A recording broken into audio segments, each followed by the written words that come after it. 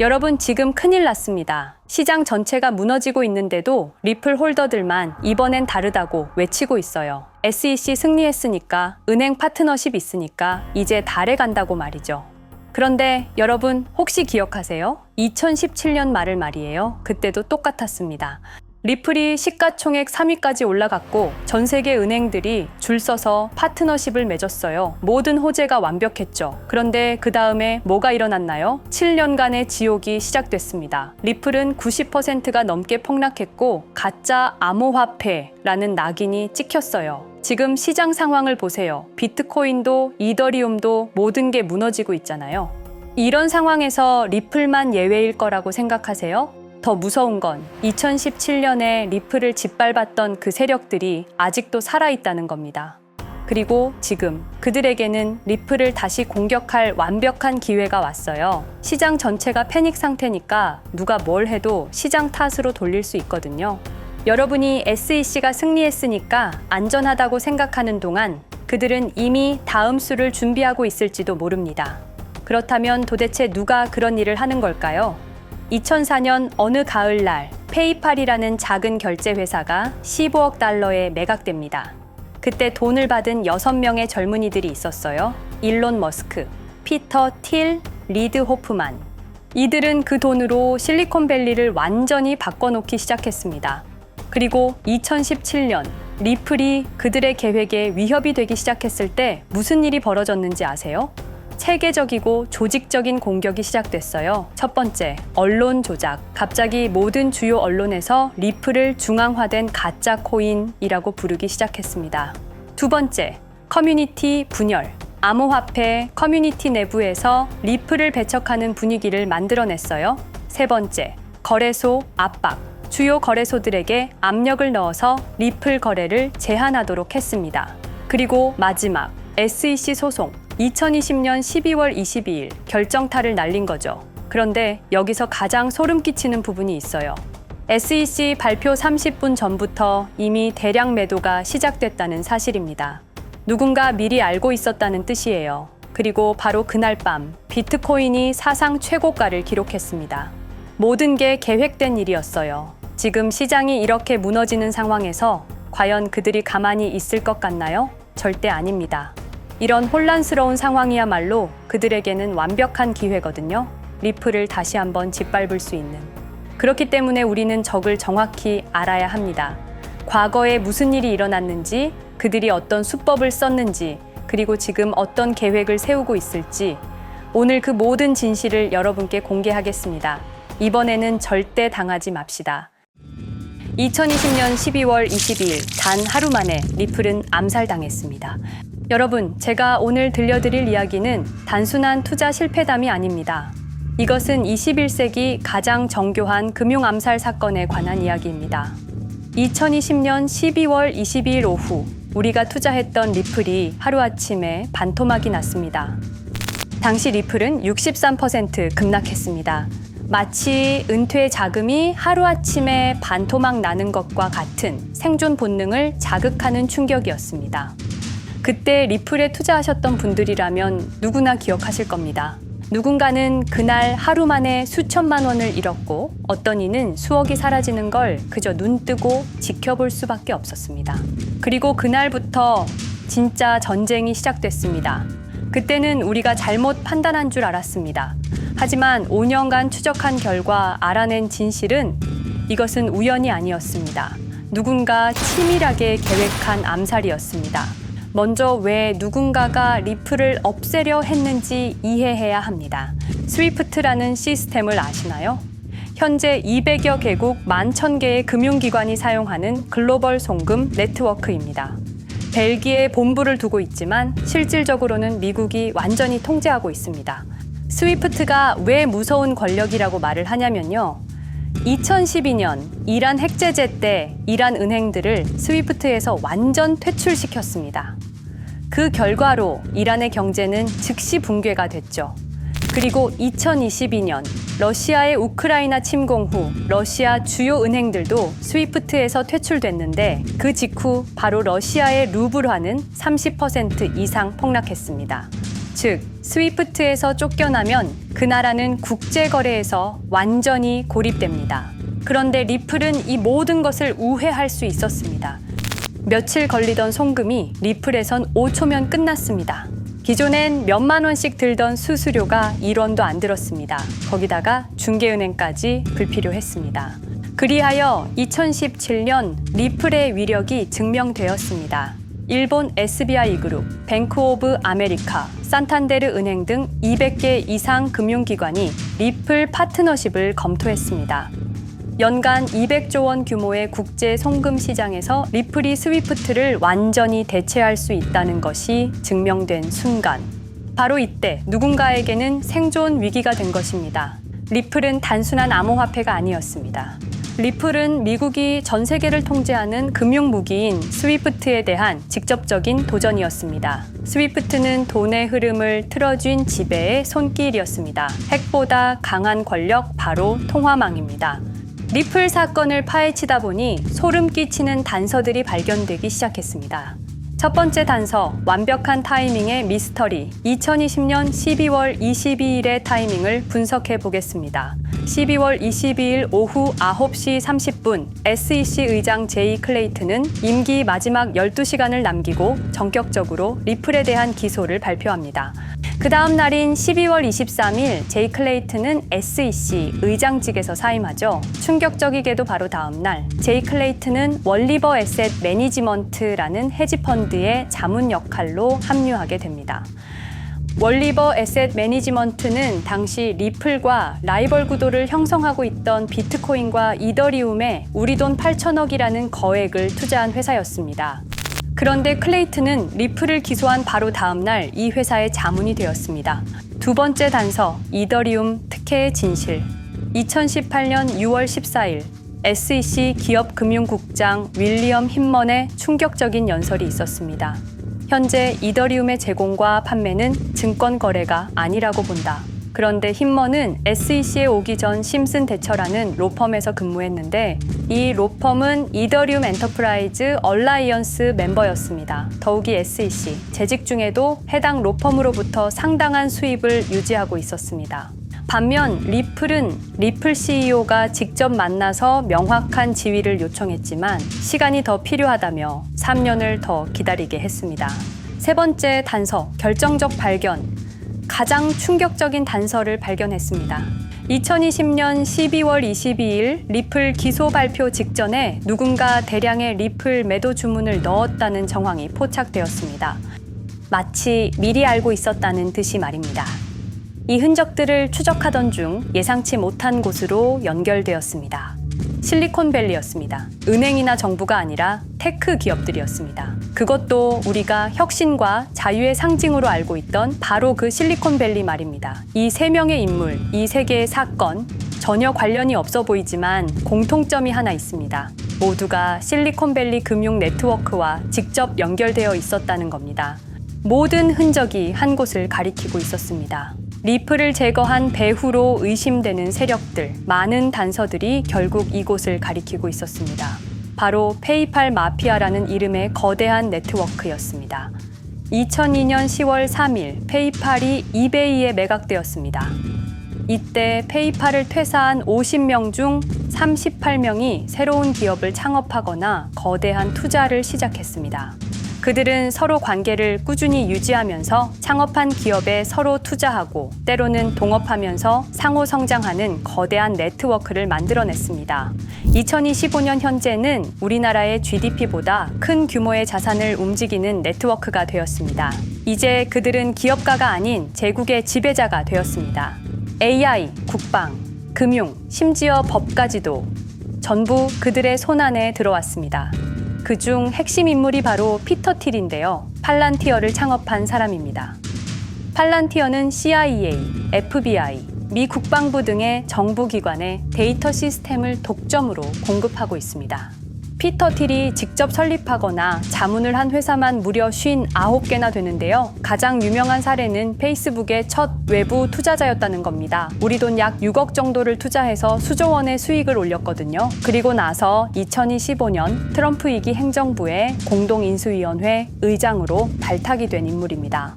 2001년 충격적인 9.11 테러 후 그는 우리의 사기 탐지 기술을 국가 안보에 쓸 수 있다며 2003년 펠런티어를 창업했습니다. 창업과 동시에 CIA의 벤처 펀드 인큐텔로부터 투자를 받았습니다. 그리고 피터 틸은 단순히 사업만 한 것이 아닙니다. 정치인을 직접 키워냈습니다. 현재 미국 부통령인 JD 벤스는 피터 틸의 미스릴 캐피탈에서 일했고 피터 틸의 지원을 받아 나르야 캐피탈을 창업했습니다. 트럼프에게 벤스를 소개한 것도 피터 틸입니다. 그리고 일론 머스크, 우리에게는 테슬라, 스페이스X, 그리고 X로 유명한 인물이죠. 머스크 역시 트럼프 2기 행정부에 입각해서 정부 효율 성부, 도지의 수장으로 일했습니다. 연방정부 전체의 예산 삭감 권한을 가진 엄청난 자리였습니다만 지금은 트럼프와 갈등을 벌이고 있기도 하죠. 그런데 그가 트럼프의 2024년 대선 최대 후원자라는 건 변하지 않습니다. 무려 2억 9,148만 달러, 우리 돈으로 약 4,300억 원을 기부했는데요. 머스크는 그때부터 기술과 권력을 통합하려는 제국 건설에 나섰습니다. AI, 화성, 인터넷, 금융, 이제는 인류의 생각 그 자체까지 장악하려 하고 있습니다. 머스크는 원래 트럼프 지지자가 아니었습니다. 오히려 바이든을 지지했죠. 하지만 바이든 정부가 백악관 전기자동차 정상회담에서 GM과 포드는 초대하고 테슬라의 수장인 자신은 제외시키자 마음의 상처를 입은 머스크는 공화당 지지자로 돌아섰습니다. 그리고 머스크의 시장 조작 능력은 이미 입증되었습니다. 2021년 5월 환경 문제로 비트코인 결제 중단이라는 트윗 하나로 비트코인을 폭락시킨 후 뒤로는 더 싸게 매집했습니다. 그리고 데이비드 sak스, 현재 백악관 AI 및 암호화폐 차르로 있는 인물이죠. 모든 암호화폐 정책 최종 결정권을 가진 자리에도 페이팔 마피아가 장악한 겁니다. 마지막으로 제드 맥켈럽, 우리에게는 리플의 배신자로 알려진 인물인데요. 아시는 것처럼 리플 공동 창업자였지만 리플을 나와서 스텔라루멘을 출시한 사람입니다. 2013년 리플 퇴사 후 90억 개의 리플을 보유한 상태로 갈등을 벌이다가 결국 2022년 7월까지 리플을 완전 매도해서 4조 2천억의 천문학적인 수익을 올렸습니다. 자, 그런데 여기서 기묘한 커넥션이 나오는데요. 2025년 6월 페이팔의 페이팔 USD가 스텔라루멘 체인으로 이전을 발표합니다. 그리고 SEC 의장 제이 클레이튼도 이들과 연결되어 있었습니다. 클레이튼이 리플 기소 후 바로 합류한 월리버 에셋 매니지먼트는 페이팔 마피아들이 투자한 회사였고 원래는 비트코인, 이더리움에 8천억 정도를 투자했다고 알려져 있었지만 올해 초 내부 기밀 문서가 유출되는 사건이 발생합니다. 그 문서에는 스텔라루멘에 700억 가량 투자했다는 사실과 피터 틸의 팔란티어 주식 1조 6천억 원어치 그리고 페이팔 USD에 대한 투자 내용도 있었습니다. 더욱 충격적인 건 리플 경쟁사들의 집중적인 투자를 이어오고 있었다는 겁니다. 이제 모든 퍼즐이 맞춰지는 느낌이죠. 페이팔 마피아의 리플 제거 작전을 시간 순으로 정리해보자면 1단계, 내부 침투. 제드 맥켈럽이 리플 공동 창업자로 참여해 핵심 기술을 습득한 후 2013년 의도적 갈등 조성 후 퇴사. 90억 개의 리플을 보유한 채 시한폭탄을 설치했습니다. 2단계, 정부 인프라 구축. 피터 틸의 펠런티어가 2003년 CIA 벤처 펀드 투자로 창업 후 2020년까지 주요 정부기관 핵심 시스템을 장악했습니다. 3단계, 경쟁사, 특혜 공작. 윌리엄 힌먼을 통해 2018년 6월 이더리움은 증권이 아니다 발언을 이끌어내면서 리플을 3년간 의도적으로 지연시켰습니다. 4단계, 마지막 일격. 제이 클레이튼이 임기 마지막 12시간 전에 리플을 기소한 후 다음 날 사임, 바로 그 다음 날 리플 경쟁사에 투자하는 회사의 자문으로 합류했습니다. 5단계, 대체제 준비. 2023년 8월 페이팔 USD 스테이블 코인을 출시하고 2025년 6월 제드의 스텔라 블록체인으로 확장을 발표했습니다. 제드의 리플 매도 자금이 스텔라 개발에 투입되었습니다. 6단계, 정치권 완전 장악. 데이비드 sak스가 모든 암호화폐 정책 최종 결정권을 일론 머스크가 정부 예산 삭감 권한을 피터 틸이 트럼프 인수위원회 공동의장직을 차지했습니다. 동시에 테크 기업들의 로비 활동도 급증했습니다. 메타는 2024년 역대 최고 금액인 2,443만 달러를 로비로 지출. 메타의 로비스트는 2016년 31명에서 2024년 65명으로 증가했는데요. 의원 8명당 로비스트 1명을 붙인 꼴입니다. 아마존은 의원 6명당 1명씩 담당 로비스트가 붙을 정도로 규모를 확대했고요. 7단계 경쟁 세력 완전 제거. 데이비드 sak스가 백악관 정책 담당자로 취임한 지 2주 만에 리플이 지난 수년간 워싱턴에 배치해 놓은 주요 로비스트들이 하루아침에 모두 축출되었습니다. 공식적인 이유는 이해관계 충돌이었지만 실제로는 경쟁 세력 제거 작전이었습니다. 이로써 리플을 대변할 수 있는 마지막 정치적 통로마저 완전히 차단되었습니다.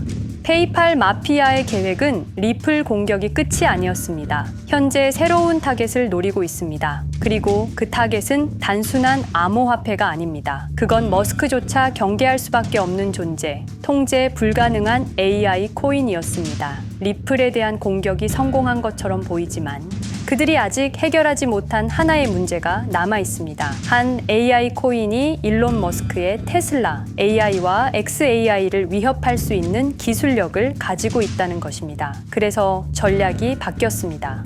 죽일 수 없으면 소유하자. 머스크가 이 코인을 경계하는 증거들이 몇 가지 있는데요.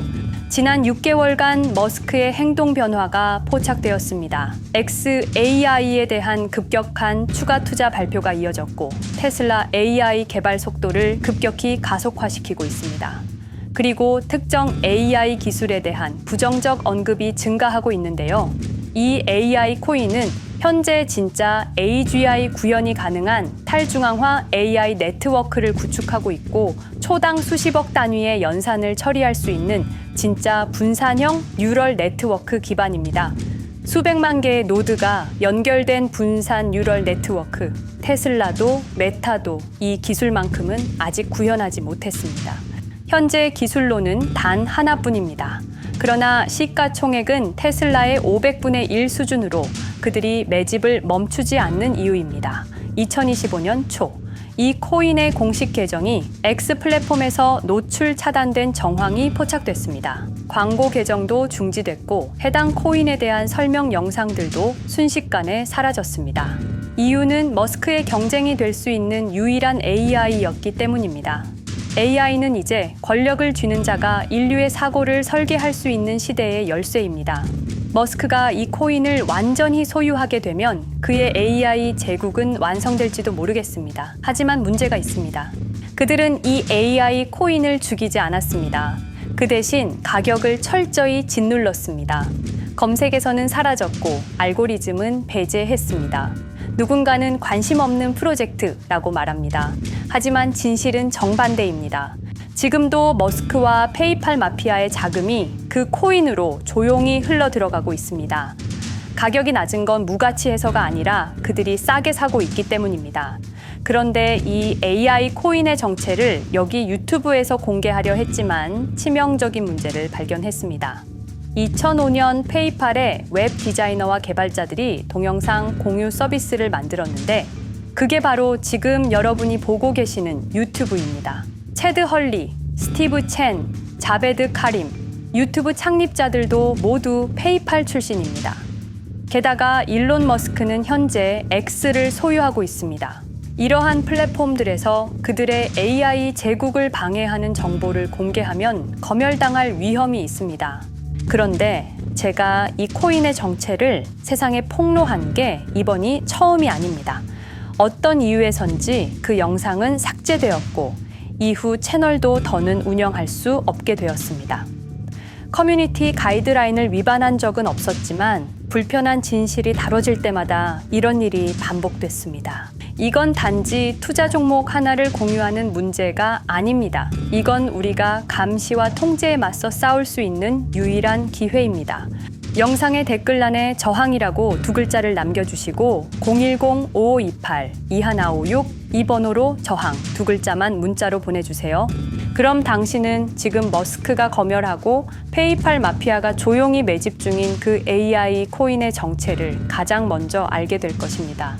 우리는 지금 역사의 분수령을 지나고 있습니다. 진정한 탈중앙화 금융이 실현될 뻔했지만 페이팔 마피아의 방해로 더 강력하고 교묘한 지배자들이 통제하는 세상이 오고 있습니다.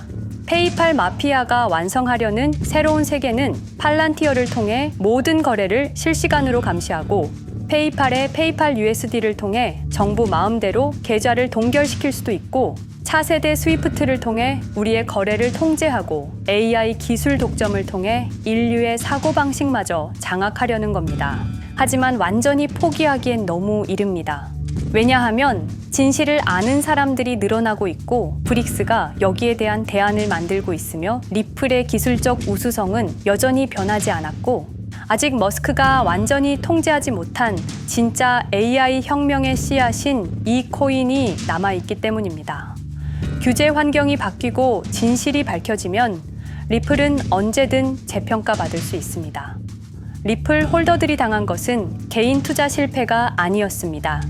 이것은 21세기 금융 권력 투쟁에서 일어난 결정적 전투였습니다. 리플은 비록 일시적으로 억압받고 있지만 진정한 탈중앙화 기술은 결코 사라지지 않습니다. 하지만 이 전쟁은 아직 끝나지 않았습니다. 우리가 아무것도 하지 않으면 그들은 모든 것을 가져갈 겁니다. 머스크와 페이팔 마피아는 이 시대 최고의 지배자들입니다. 하지만 그들도 막지 못하는 단 하나가 있습니다. 바로 진실을 알아버린 개인들입니다. 우리는 지금 그들에 맞설 수 있는 거의 유일한 순간에 서 있습니다. 한 통의 문자, 그것은 단순한 신호가 아닙니다. 지금 움직이는 자만이 미래를 차지할 수 있습니다. 지금까지 이 긴 이야기를 들어주셔서 감사합니다. 제가 말씀드린 모든 것들은 사실을 기반으로 하며 대부분 공개된 기록들입니다. 기억하십시오. 우리가 침묵하는 순간 그들의 승리는 완성됩니다. 리플은 억압받았지만 그 정신은 살아남았습니다. 그리고 언젠가 진짜 자유로운 AI가 세상에 다시 등장할 그날까지 우리는 싸움을 멈추지 않을 것입니다.